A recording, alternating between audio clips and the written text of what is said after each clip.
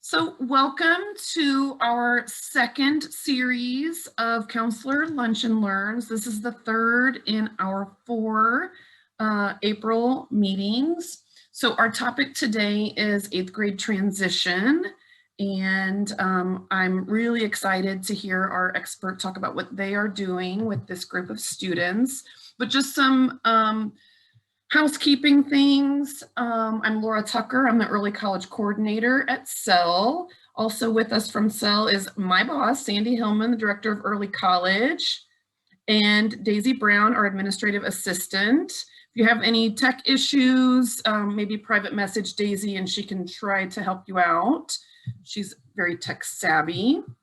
So my slide up here has some contact information for our experts who are going to introduce themselves very shortly. The Lunch and Learns, as most of you know, if you have been attending with us, are an hour long, 20 minutes with an expert on the topic, and then 40 minutes of question and answer and conversation with those also on the call. We have one more this month that will be next Tuesday, and our topic's going to be learning loss. I know some people don't like that term.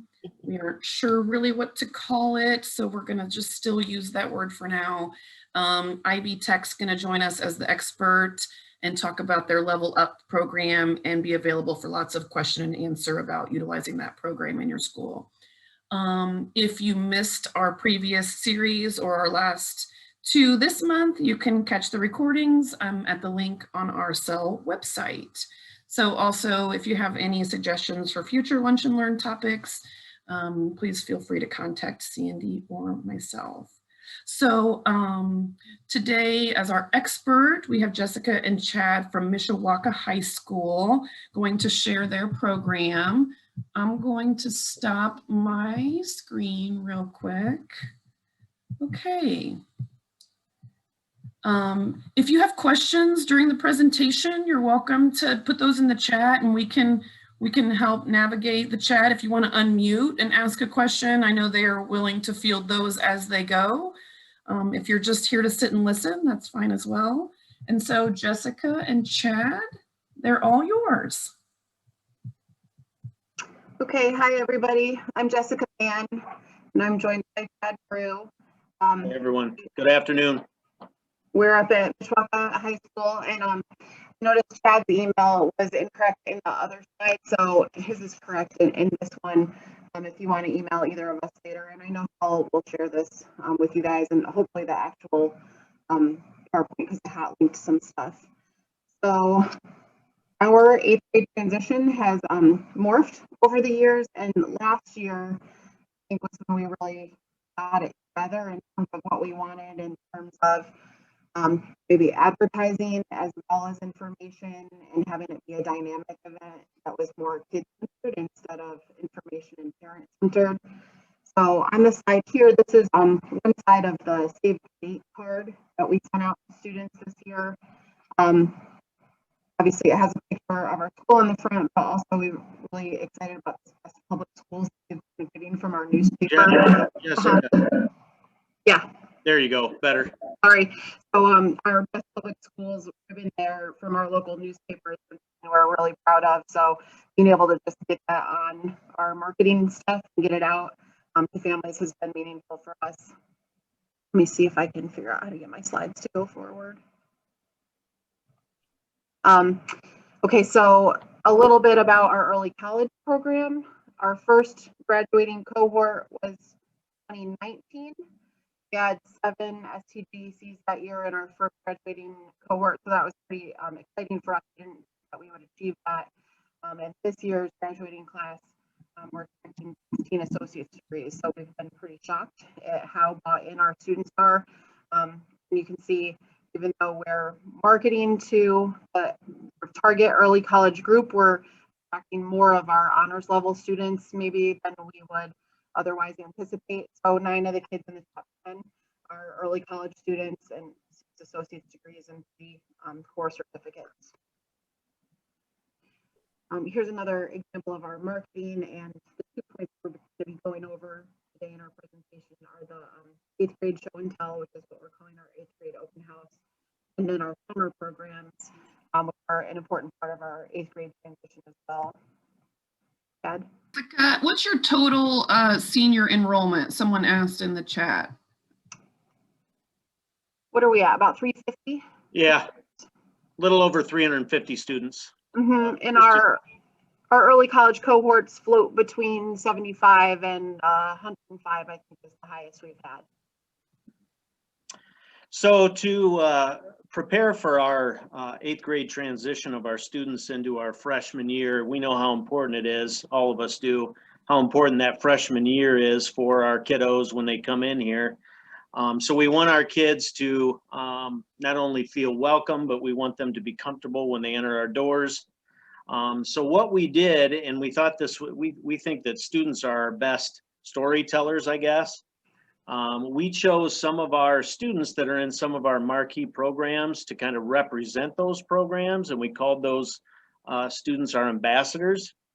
And we created postcards of these students that ended up going out to all of our 8th grade students, as well as some of our out-of-district kiddos that go to some of the parochial schools to kind of attract them into our building. So those students are identified. We create these postcards. They're mailed to those students. We think it's, you know, the kids enjoy getting things in the mail instead of just giving them to them. We mail them to their homes. And then we put down some of their accolades on these postcards just to make them feel good and to show the students, you know, what these ambassadors have attained while they've been here at the high school. So these are all sent out to the students and reminds them of the dates, kind of a, you know, a reminder of the date that they can put on their refrigerator or wherever to remind them of when the event is actually taking place. The ambassadors are also participants in the whole thing. So they're actually either creating videos about their experience or helping, you know, with the breakout sessions for the different pathways or departments that we have that we want to show our freshman kiddos. You can go on to the next slide, Jessica. And one thing about these postcards, we actually had 6 of them, and this is the second year we did it. Last year, we had these made into posters and we hung them in our lunchroom. So they were there for the rest of the year. And the kids were so proud of them that every single one of those kids asked, you know, can I take it home? I want it for my graduation party. So that was really exciting. And this year we took them over to the middle school so that in the days leading up to the event, these kids were, you know, showcased at the middle school. So obviously this year was a lot different than the previous year, 2020. So, you know, starting with 2020, our eighth grade transition program consisted of a 2-hour-long program. We had 15-minute sessions that the students and their parents could go visit. So it was almost like you know, they could kind of plan their evening depending on what the kids were interested in. If they were interested in culinary, they could go visit the culinary department. Or if they were interested in engineering, they could go see the engineering department. So they kind of planned their evening. We did start the evening together in the auditorium where we gave them a few, you know, introduction pieces before they ended up going to the breakout sessions. But it was designed to be almost like a conference setting where these sessions were happening simultaneously. So they would walk the halls, get an idea of what the building looked like, and then visit the classrooms where those particular classes took place. Fast forward to this year, obviously a lot different with COVID. We couldn't actually get the kids into the building, but we thought it was important that we try to mimic that as best we could. So we put together a virtual event, which was online. We had a website created for the kids. We had 8th grade teachers take all of the 8th graders onto the site ahead of time, just to get them oriented to what it looked like, get an idea of the sessions that they wanted to attend, and just look around really, so that they would be ready for that evening to join some of the breakout sessions that we had going on. So that's kind of what it looked like. If you go to, I guess we could start with the maps. Well, the next slide would be the map. Jessica, if you want to go to the next slide. So in 2020, this is what our 8th grade transition program map looked like. So these were the different areas that the kids could go explore. You could see we had an area with TV, radio, we had engineering, we had architecture, construction, band, choir, all of these different breakout sessions that the kids could go visit. So they had a certain amount of time and they could go visit any one of these that they wanted to. And they could walk the halls, get there. We had some of our culinary students in the hallways. They had cookies available for the kids and the parents. So as they're walking the hallway, they could get the cookies and kind of see what, our culinary students do. So this is kind of what it looked like. We also had a swim meet going on at the same time. And we told everybody there they could go to the swim meet for free. So the parents could take their kids in there as well. This was the second floor. We had a few departments on the second floor, our biomed program, graphic arts and communication and world language. So we had these maps available for the parents, and at that introduction in the auditorium, we explained to all the parents and the students how it would be set up and how they could pick their breakout sessions. And as you can see on the bottom there, they could actually write in what they wanted for their first session, second session, and so on. And those ambassadors were with their teachers. So they actually joined, for example, Flynn, who's one of our top art students. He was with Mr. Sargent as he talked about the graphic arts and communication section. So if you go on to the next slide, Jessica. Okay. And this is what our website looks like. Obviously, there's a lot more to it, but you can see the areas on the left there, the bars that they could go to. We did have a keynote speaker, Jacob Burnett, who was one of our former students, and just a great young man who did a nice speech for us at the beginning, welcoming the 8th graders. Again, we think that kids are our best storytellers, and we want our kids to do the storytelling. And he explains kind of his experience when he was at the high school and how important it is for 8th graders to get involved in high school and do what they can to get involved with anything they can. If you can look on the left there, those are the different areas that were on our website. I do want to highlight, we thought it was important, the MHS interactive map. We have a great radio and TV program here at Mishawaka High School. And this map, it was wonderful. We got great rave reviews on this. A lot of students, what they could do is they could go to different parts of the building, and since they couldn't be in here because of COVID, they click on one of these, and we had a 360-degree camera that would actually show what it looks like at different places in the building.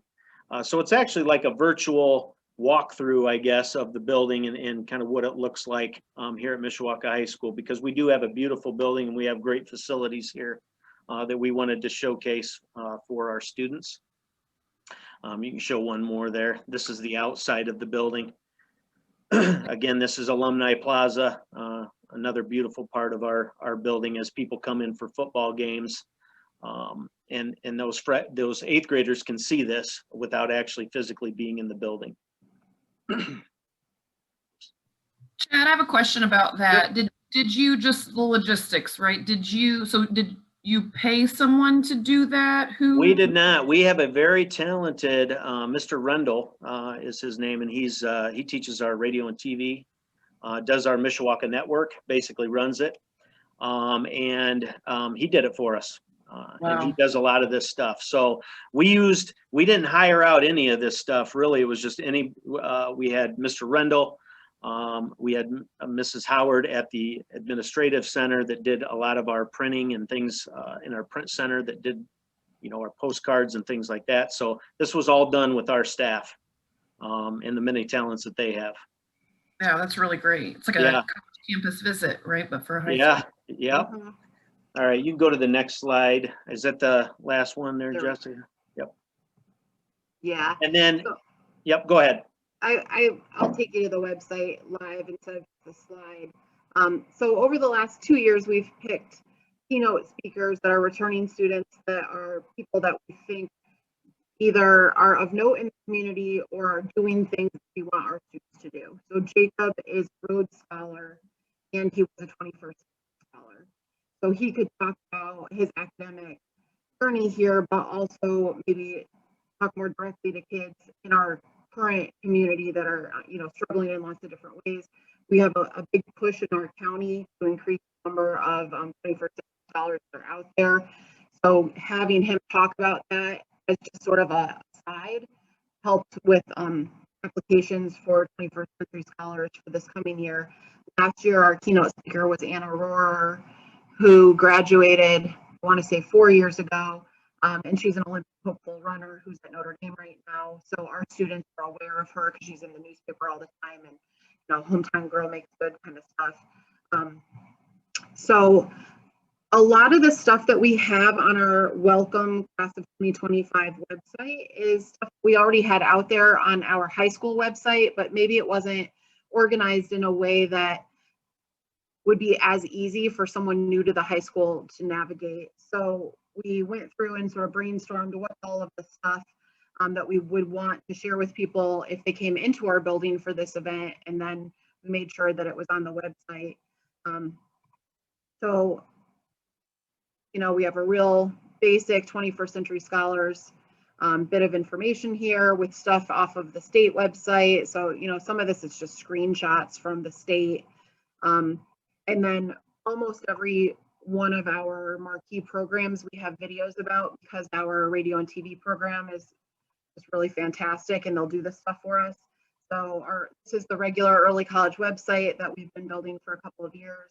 It's not fantastic, but it has lots of links. And then every time that we have a presentation for the school board, or we make a video about a kid, we put that on here. So it was pretty much ready to go.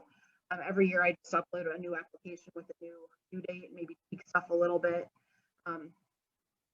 The prospective parents part, central office pretty much put this together for us because it's all of the stuff that's already out there for enrollment.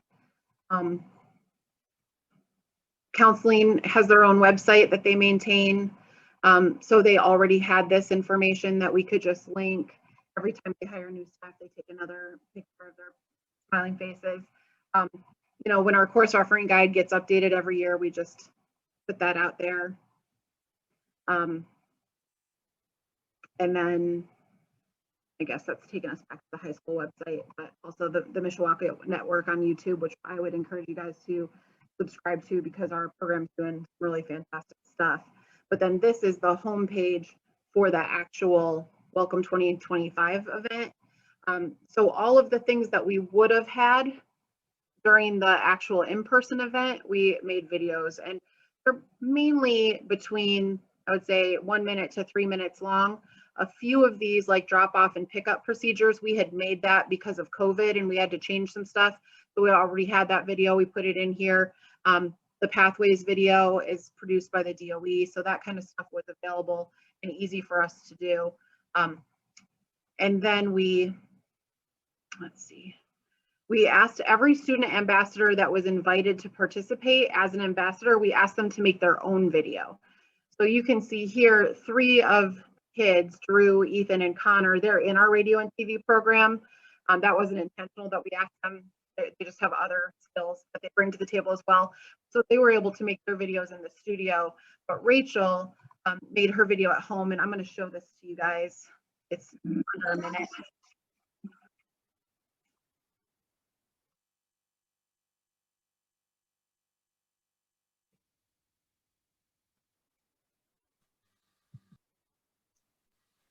No audio.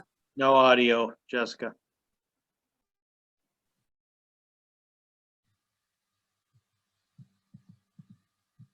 Daisy, are you able to, I'm not, maybe as the host, you might be able to play with audio. I know that can be a component of it. We'll try.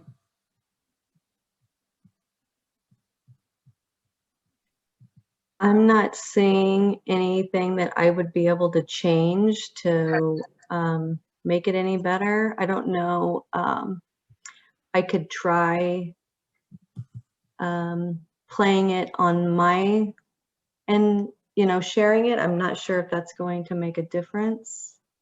And Jessica, is that the one that you put in the chat? Yeah.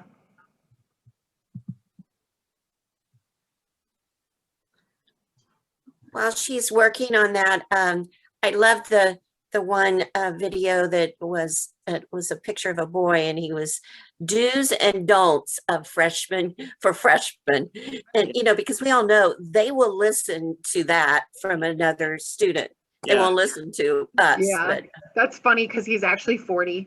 That's one of our administrators. I'm going to tell him you thought he was a student. it looks So like a flattered. kid. And we actually have, we have deans here at the high school, and Mr. Steinkellner is the freshman dean. So he's going to be the one that, you know, welcomed in those kids as the freshman dean. But I agree. I think he did a nice job on that. Uh-huh.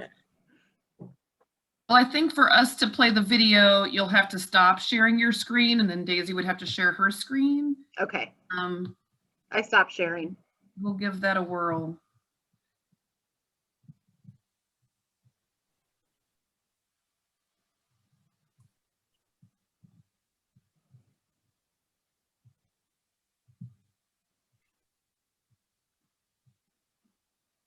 I still don't hear anything. Yeah, Okay. We can skip it. It's still, you guys couldn't hear that? couldn't Nah. hear it. We'll No, work on that. We'll work on that. We've had that's that. okay. Okay, thank you, Daisy, for giving that a try. So that video is in the chat, so you guys should be able to access it on your computers at school. Right. So let's see. So also we asked everyone that gave a presentation that night. So it was sort of the same conference style event where we had different teachers giving different presentations through Google Meets. And we, on the night of the event, we put up a big grid that had all the links to the Google Meets. So kids knew ahead of time what they were interested in because they had gone through that in their advisory class at the middle school. So they had come up with a schedule for themselves, and then they went to the website that evening and all of the links were live. So they could click on the Meet and say, you know, join the early college presentation or join the biomed presentation. And we asked the teachers to record their presentations, and now those videos are shared here in a Google Drive that's accessible to anybody on the internet. So any of you have access to any of these videos if you're curious.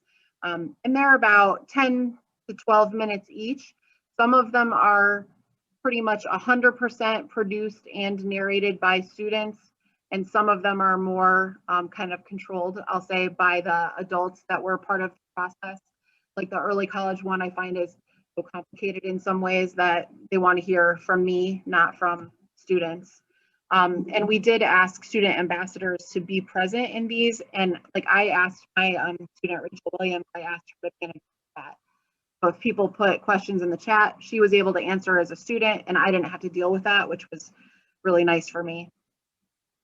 And then the other piece of our transition is our summer school program. Our goal for all non-early college freshmen is just to be ready for high school when we start in the fall. So we have summer enrichment that we offer. We just do a language arts lab and a math lab for 2 hours a day for 15 days, and kids typically sign up for both and then they flip-flop them. So we have one teacher who teaches for 4 hours of English and one teacher who teaches for 4 hours of math, and we just share that. And the DOE course codes for that, it's literacy ready and math ready. I don't know if you're aware that that class is out there, but it's worked very well for us. And then freshmen can also take PE and band in the summer, and a lot of our students like to do that and just get it out of the way is how they look at that. And then for our early college students, our goal for them is that they be college and career ready by the time they are out of 9th grade. So we require our summer bridge program for our early college, our newly accepted early college students who are not in honors English in 8th grade. We ask them to do it for all 3 summers of high school, but they typically don't. We usually get them for that transition summer and then they kind of peter out. I think this year we'll probably have 8 to 10 kids in our 11th grade bridge. And then when they come into the high school in the fall, we put them into student success like so many of you guys do. And then we've also been using college entrance prep as the credited class that they take my foundations lab as part of to get them ready for AccuPlacer.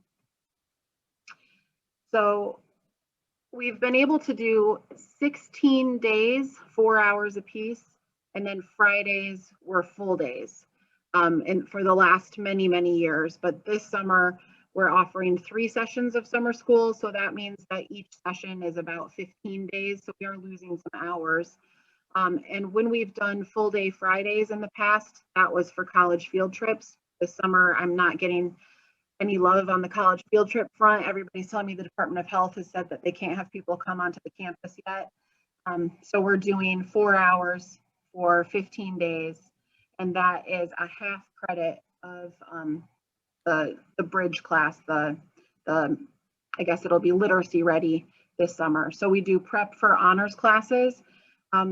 Going into 9th grade, it's prep for honors English. Going into 10th grade, it's prep for AP World History. And then going into 11th grade or 12th grade, depending on the student need, we do college math prep. So that's also done with the Math Ready course code. And it's always been a dream of mine that we would offer full credit biology over the summer, but it just hasn't happened yet. It's a possibility. So you can see from some of those pictures there, we do a lot of team building activities. We try to cohort build so that as the struggle gets tougher, kids have people to rely on. And then we also do college field trips. Over the years, we've gone to a number of schools. Here's a bunch of our, I think these are current juniors before they were freshmen up here at Notre Dame. A few years ago, we took rising sophomores to University of Chicago. And then these current seniors with smiling faces at the IUSB campus. Oh, and then learning about Botticelli in the bottom corner is pretty great. So through our college trips, we've learned about how long it takes to get to Ball State by bus from the high school, which was about, I think, 4 hours each way. So that they only had 45 minutes to the campus. That was kind of disappointing, but other trips have been just fantastic. Notre Dame always accommodates us in a really great way.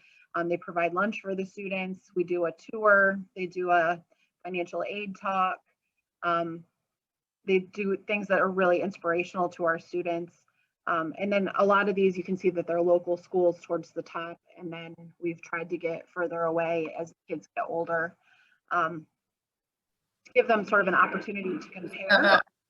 I have a question about your summer bridge. Yeah. And I think what a lot of schools, at least that we at SEL are hearing, are we can't get kids to show up for summer stuff. We can do all kinds of fun, creative ideas for academic enrichment. What is the hook that you guys have that gets kids to show up excited and happy in those pictures? Well, or do you require it? We require it for rising 9th grade students that were not in honors English. We require it. Okay. So for early college kids. For early college kids. The other students, we have a lot of trouble getting them to show up for a math lab in the summer. Okay.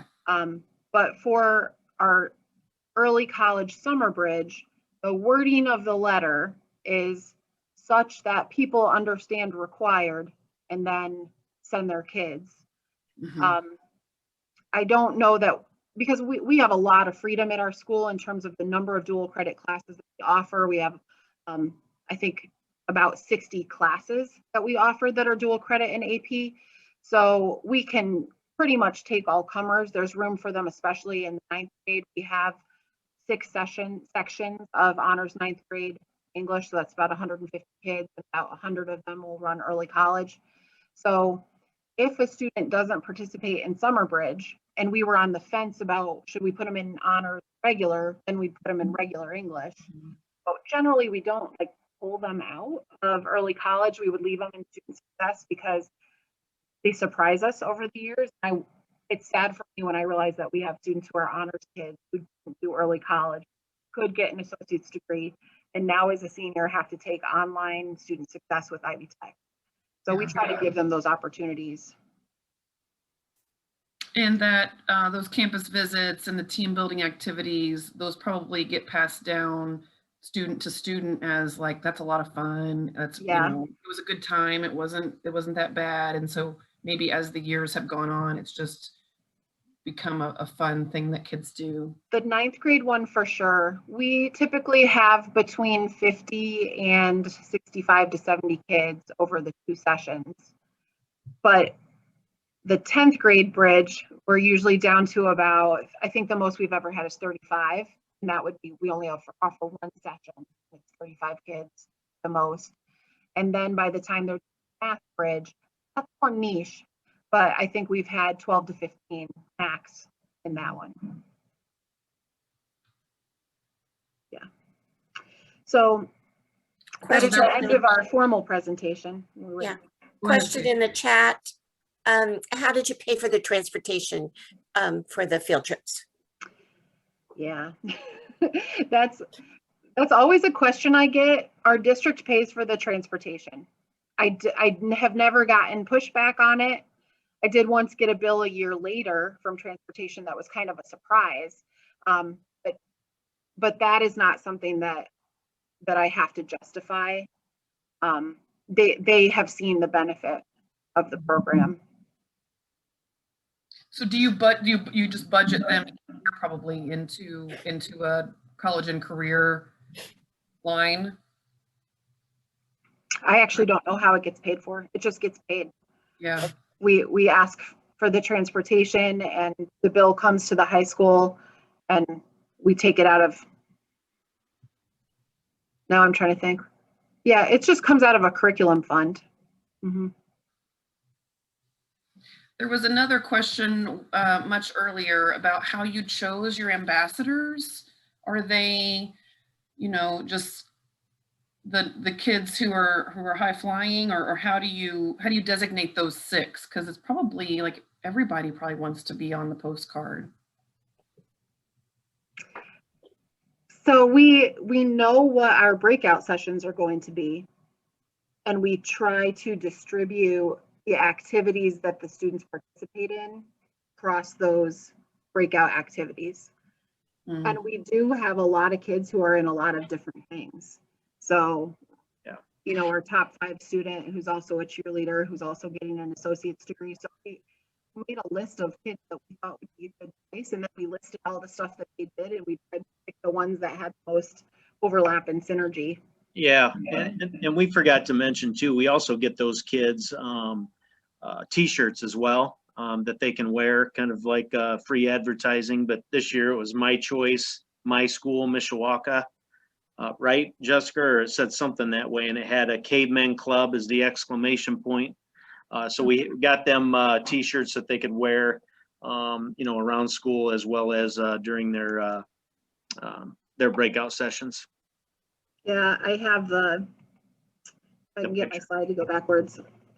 I couldn't find the t-shirt to get a picture for the slides, but it's this, My Choice, My School, Mishawaka. And we only had like 20 of these shirts made up. So it's very exclusive. Yeah. Yep. So now that COVID, you've done a year of your transition plan with the website and the videos.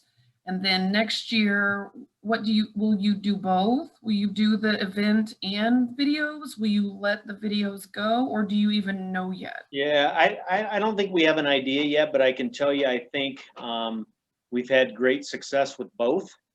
I would like to see us do something like we did in 2020, where it's in person, and then maybe, have it live streamed and then put on a website so that parents can come back to it and reference it when they can.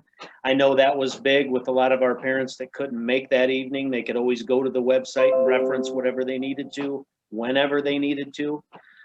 So I really think it's going to kind of be a hybrid of both. I can see, kind of something in person, and then for those that can attend, have something that they can reference.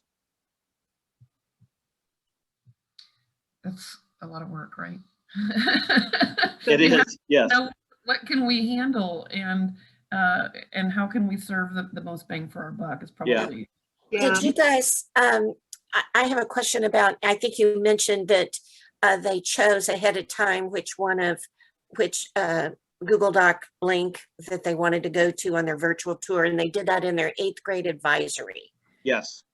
talk about what that is in 8th grade, how much time, how often, blah, blah, blah. Yeah. So in 8th grade, they visit their advisories. I believe it's a 20 or 30-minute class period that they go to daily.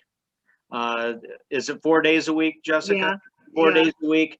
And it's kind of like our advisory we do here at the high school. We have advisory 5 days a week, and it's a 30-minute chunk of time, and they are with that teacher all year long.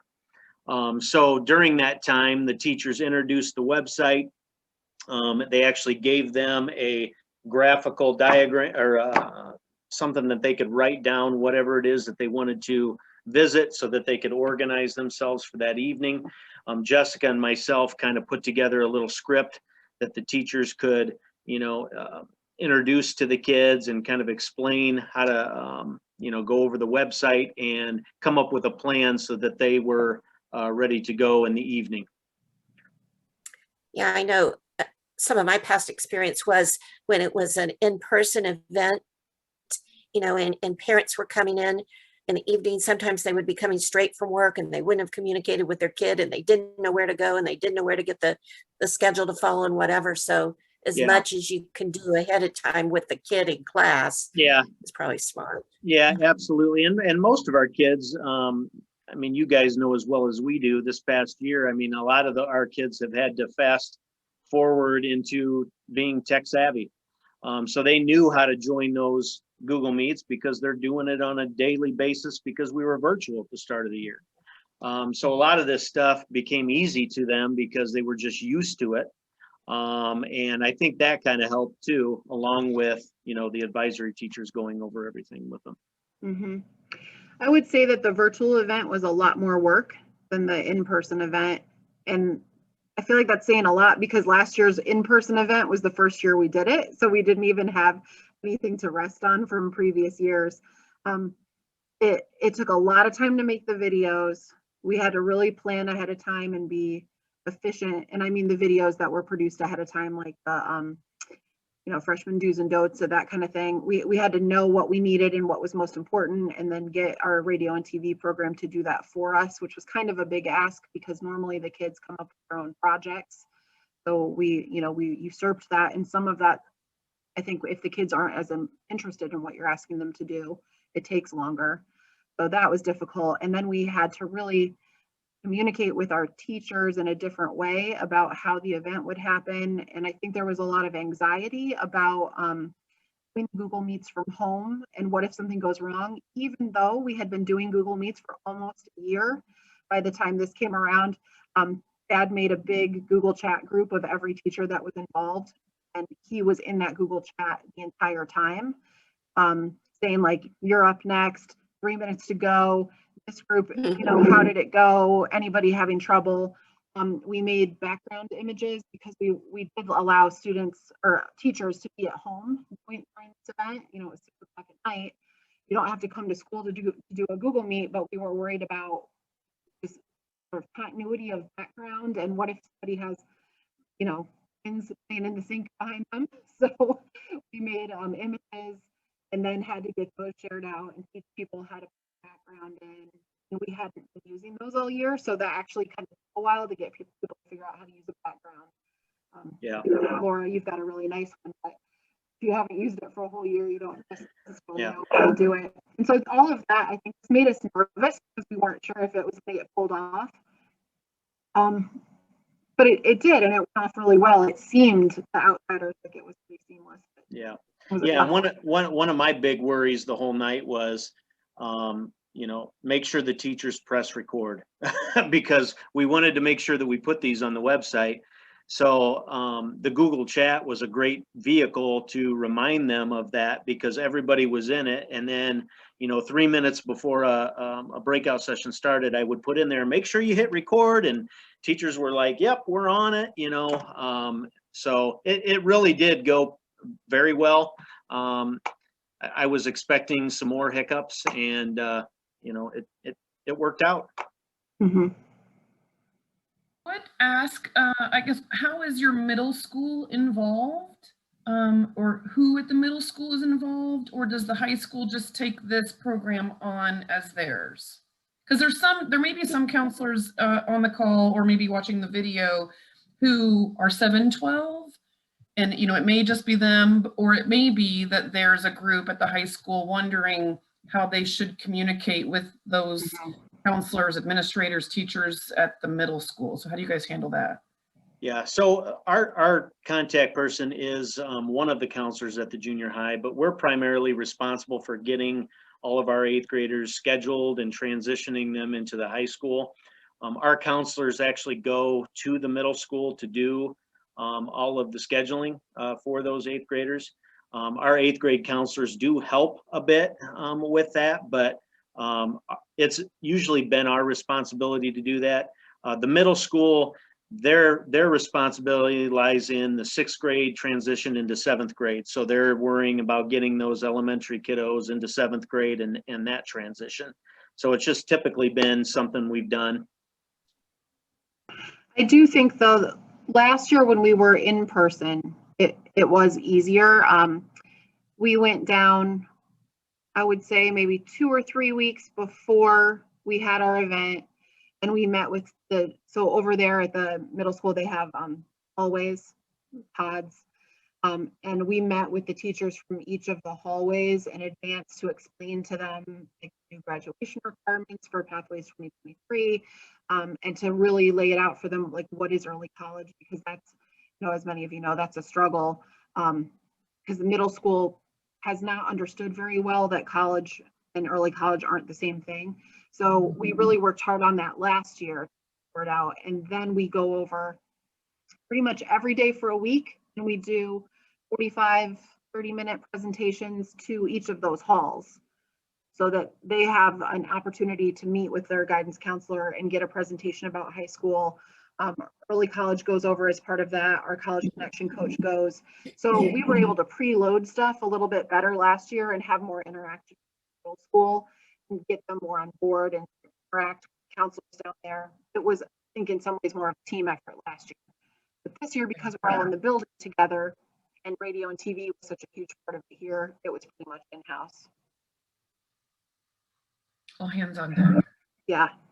Are there any questions, those of you who are here, does anyone have any questions for our experts? We can kind of transition to just the open discussion part. We've only got about 15 minutes left. Or if there's anybody who wants to share what you are doing, or if there's something that you're wanting to do, maybe we can collectively give ideas if you're struggling with something.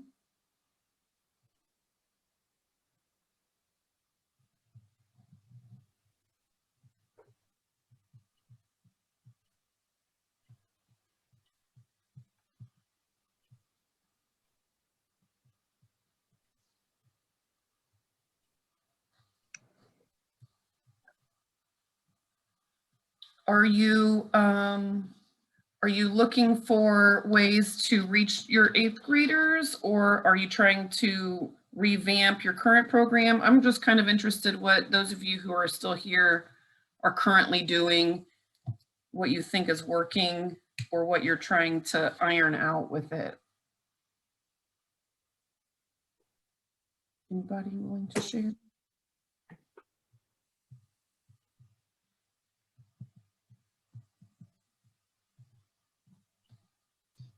Okay, well, we don't have to stay till 1.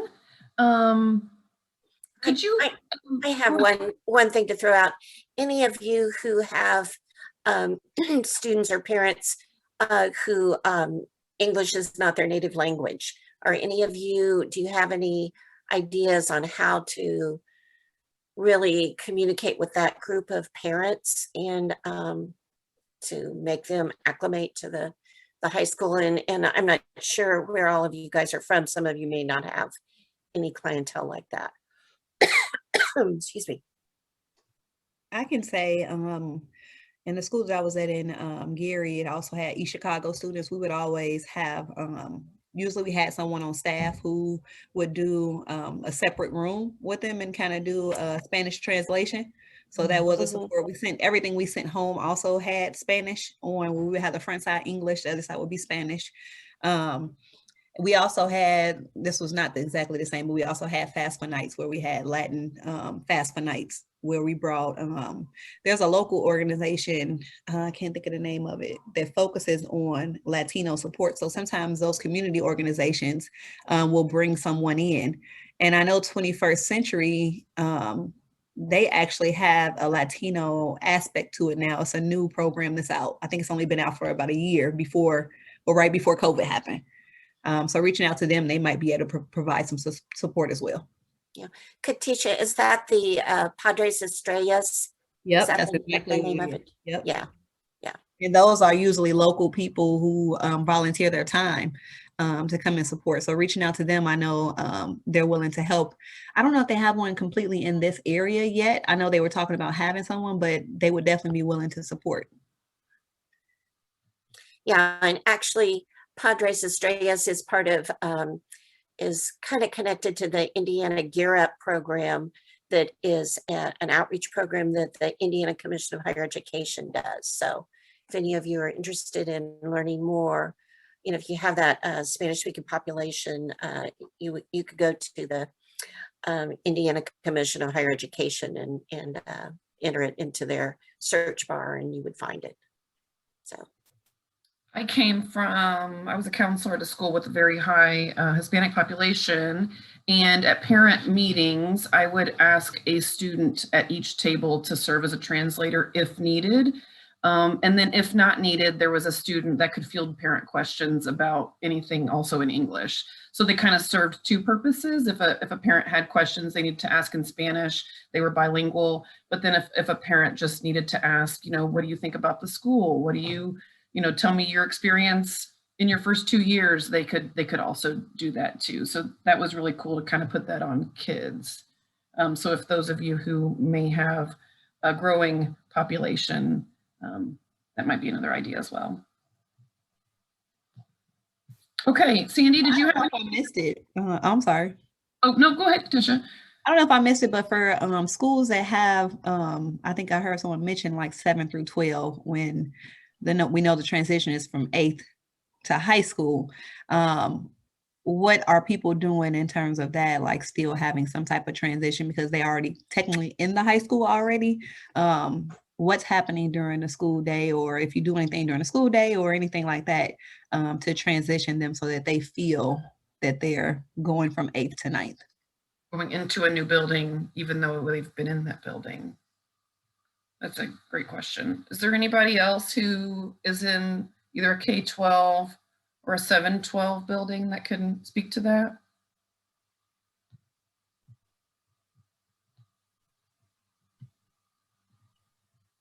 We might just have high school folks on.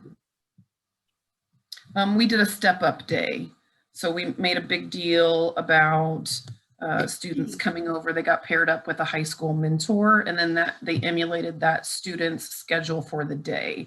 So they had a high school student that they were partnered with, and they shadowed them for the morning or the afternoon. We did 2 sessions so that we didn't have the entire 8th grade class, you know, taking over the high school. So we split them in half and did a morning session and then an afternoon session and just had them run a high school schedule for the day. And really the students, again, took that on. So that might be one way. I'm not sure if there's anybody else who's 7-12. Maybe we should do a poll next time.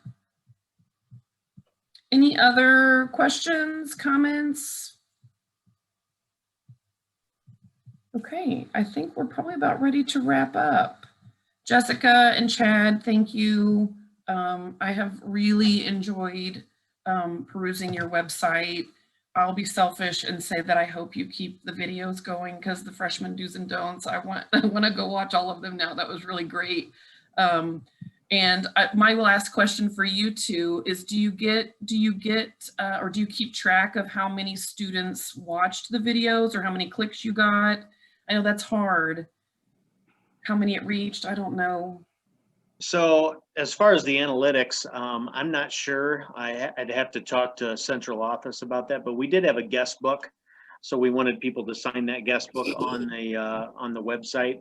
But as far as how many people visited the different sites, I'm not sure if we have anything on that. And I think we only had about 60 people sign the guest book. And I know there were more than 60 people who attended. Yeah. We sometimes you also, don't we used and- a Google appointment calendar to let people sign up for tours of the building if they really wanted to do that. And I think maybe 25 people, is that about right, Chad? So not nearly what we would normally have. But I think it was beneficial. I thought we'd have some more, but of course it was COVID, and you know, a lot of parents and students were afraid to come in or be in the school. But the ones that did come were very thankful that they could come, and really enjoyed walking around the building. We had some of our National Honor Society kiddos kind of honcho that and walk the parents and the families around. So the students did that part of it as well. And they got their hours because they do have to do some hours of community service. So, you know, we involved them as well, and it worked out well. It's a great idea. Service hours. Good one. Okay. Thanks again for helping us out. And those of you who are still on the call, if you have colleagues that you think would benefit from hearing the information, just again, you can find the recorded videos on our website. So I hope everybody has a great afternoon. Happy Tuesday, and we'll see you next week. Bye. Bye.